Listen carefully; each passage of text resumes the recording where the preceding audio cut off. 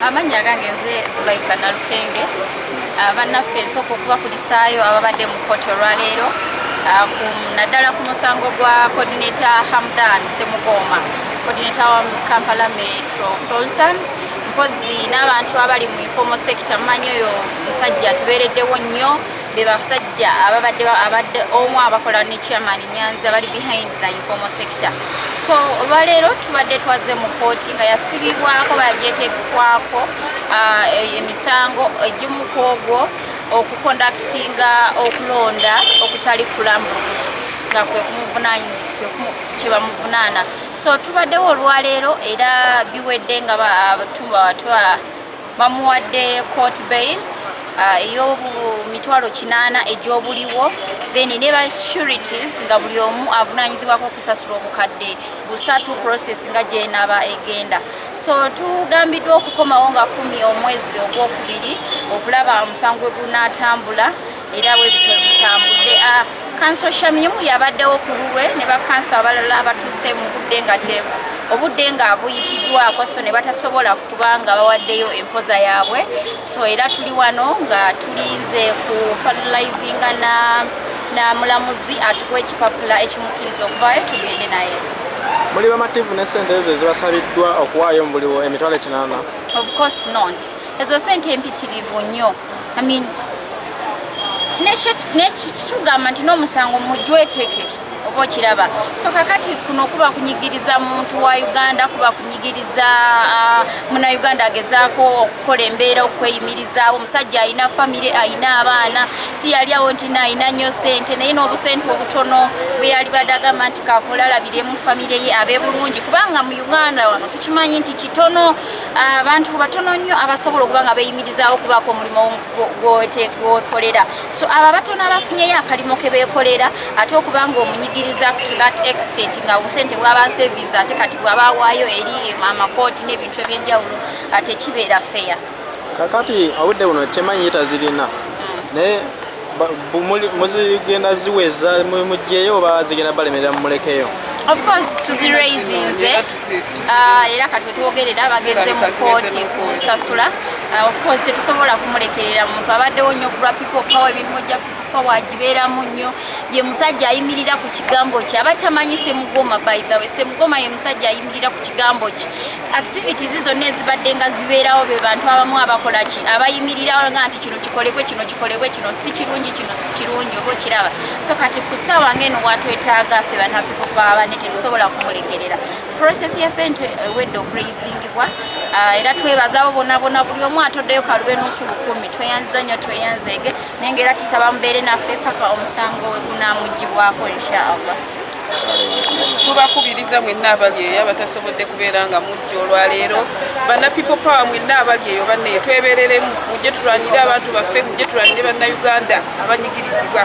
Era tubakoowoola nti lutu eddako njagala tube bangi nnyo wano, tube bangi nnyo nga tujjudde wano. Tweyanza nnyo, tweyanze. Rehema Mugambe ge manya gange. Zulaika Sekitto Kasujja, abangi gwe bamanyi nga Lisa. Ndi muntu awagira people power wadde sikoma kukuwagira kwokka. People power abantu oyinza okwebuuza kyeki, kubanga oyinza okugamba nti mpagira DP, mpagira kino. So okubeera wa people power mpozi tekitegeeza nti nyina ekibiina kyendimu. People power yaliwo naye nga yeetaaga okubumbingibwa. So kakati Honorable Kyagulanyi bw'avuddeyo n'atujjukiza people power ekigambo ekyabaddewo naye nga tulinga batakimanyi n'akizuukusa n'atulaga amaanyi gaakyo, because this is our ke kawaayiro akasooka akawa Munnayuganda eddembe ery'obwebange nti omuntu yalina amaanyi.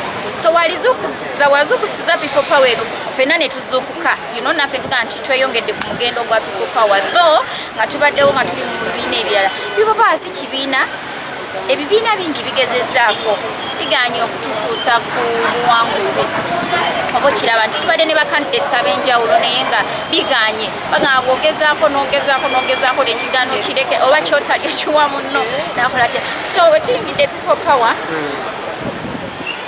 we were so inspired. Me as nze ng'omuntu nga Zulaika, I was inspired by Honorable Kyagulanyi activism ye ebigambo bye eby'essuubi ebikututeekamu amaanyi ebituyimusa ffe ng'abavubuka. First of all, abavubuka twali tetuweebwa kitiibwa mu nsi yaffe Uganda nga balowooza tetulina kye tusobola kukola, but given the fact that nti omuvubuka ono Honorable Kyagulanyi atuwadde inspirations, atugamba mukole kino muzukuke tutambule, ennyimba ze zaabadde nga atuyimbira, so naffe tubadde tuzzeemu essuubi ne tuyimuka, abamu ne twezuula nti osanga naffe tulina kye tusobola okukola.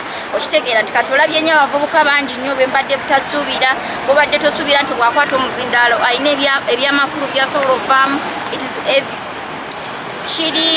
Kirabikwa right now ebiseera bino after Bobi Wine raising ogamba abavubuka nti musituke tutambule mwegatte ku struggle n'atugamba ebigambo bingi nnyo, okyala nti abavubuka bavuddeyo bangi nnyo. So sigamba nti no bavubuka baleesa akajanja, no, it's because barealize nti nabo balina ekitone mu bo bulijjo ekyafa nga tebamanyi. Naye kakati kye tuliko people power, twagala bukulembeze bukyuke nga twegasse wamu ebibiina ebyenjawulo ebya opposition nabo abaliyo nga bali mu gavumenti naye nga balaba ebigenda maaso si birungi, nabo bawerokamingibwa okuba nga beegatta ku mugendo okufuna ensi empya, ffe gye tuyita ensi ensuubize. Kubanga Uganda ensi yaffe engagga erimu ebirungi bingi, tulina ennyanja, tulina gold, tulina oil, tulina ebyokulambula biyitirivu, naye bannayuganda tebafunamu nga bannayuganda. Baana bangi basomye tebalina mirimu, ensimbi zijja ziyamba abantu ssekinoomu naye nga eggwanga Uganda terituyamba.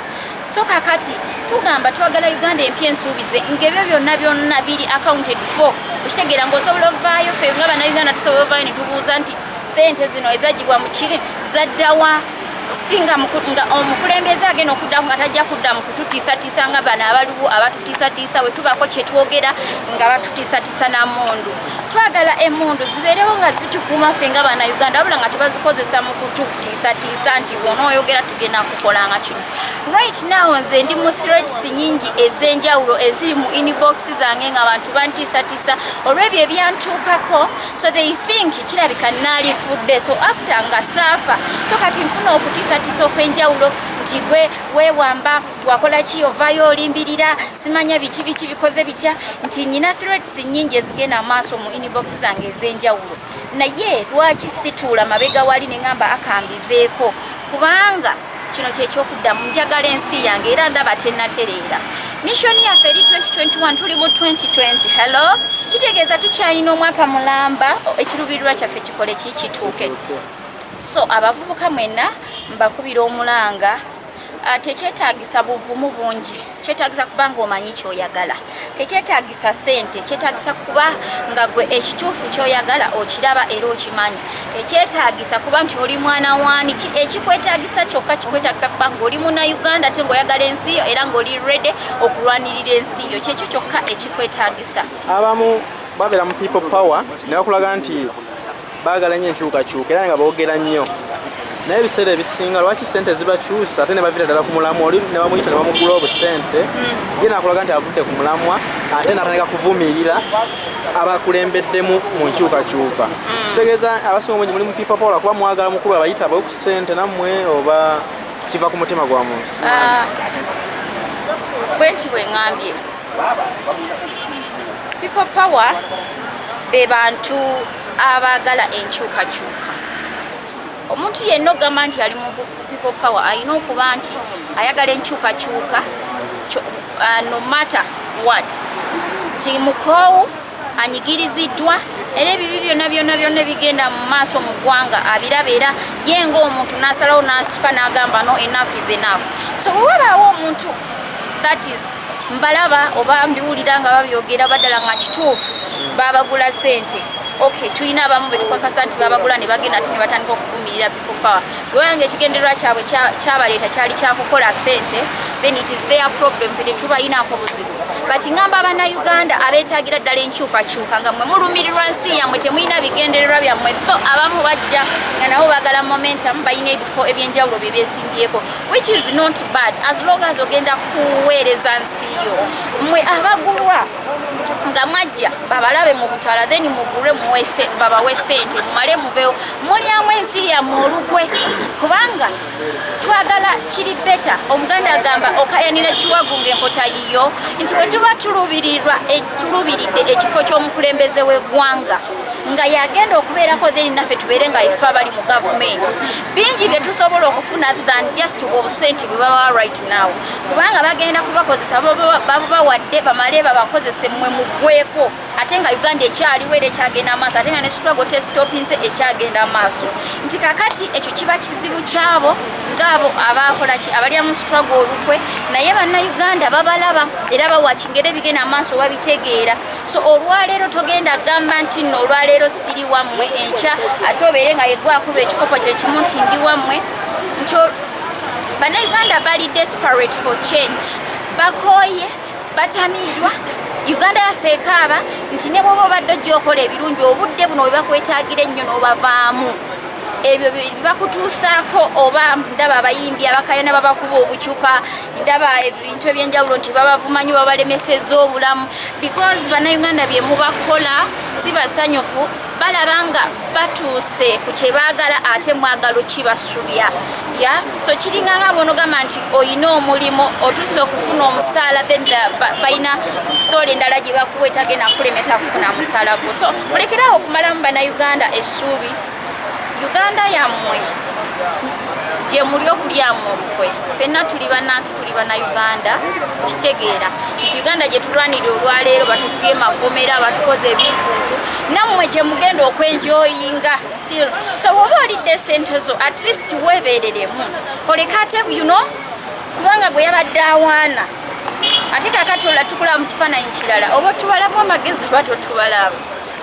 so byebyo kale nkimanyi nawulirako nti ogenda nawe omu ku bagenda okwesimbawo singa bunakyenkyanga kale akalulu kakukubye si bwe ŋŋambye naye singa bukyenkyanga kakukubye oliredde okusigala ng'ogenda mu maaso n'omugendo oba naawe onaagukyawa n'owenoonya sayidi nze natandika n'omugendo by the way natandika nagwo kino ekintu ky'okwesimbawo kize along the way ng'abantu baŋŋamba lwaki tokola ki kiteweesimbawo okitegeera nti kitegeeza ne wemba nga sikiriimu nze tajeti yange eri kalulu ka mukulembeze wa ggwanga kyova olaba nti bankwatidde erira eyo si ye bukomansimbi gye ngenda okukiikirira nalibadde bankwatira bukomansimbi bankwatira ehoyima si gye nva bukomansimbi nti tutambudde ne tugenda busoga ne tugenda busiya okitegeera nti eyo si gye nzalwa oba si gye nnoonyeza akalulu kitegeeza nnoonya akalulu kaani ka mukulembeze wa ggwanga so struggle eyina okugenda amaaso oba nkangudde oba siwangudde nze abantu bange bakitegeera wadde abamu bakomplaininga nti nyina kubeera bukomansimbi naye ngezaako okubategeeza nti bannanga kalulu tunoonya ka mukulembeze wa ggwanga ate munabukomansimbi akuyinamu essuubi singa obanga ozze muwa obubaka obutakyusibwa lwa busente kuba naye ajja kuba ali eyo mulimu ab'amaanyi ne bajja muyita bamugule ave ku mulamwa muwe ekifaananyi ekituufu people power kyeki asobole naye obutakyukakyuka lwa sente ezo mpozzi nga siwa bakomansimbi bokka njagala mpe abannayuganda bonna obubaka buno nti bannaffe tukimanyi tetulina sente goweka aliye atalina sente siye goweka ffenna abali mu situation eyo tuli bangi juzi nyina post gye nalabye ku Facebook ng'omwana agamba yaleese nga isajjo yabadde nga jjo okunagamba nti bannange mundage mumpeerezeyo taito za firimu ezirimu how they rob a bank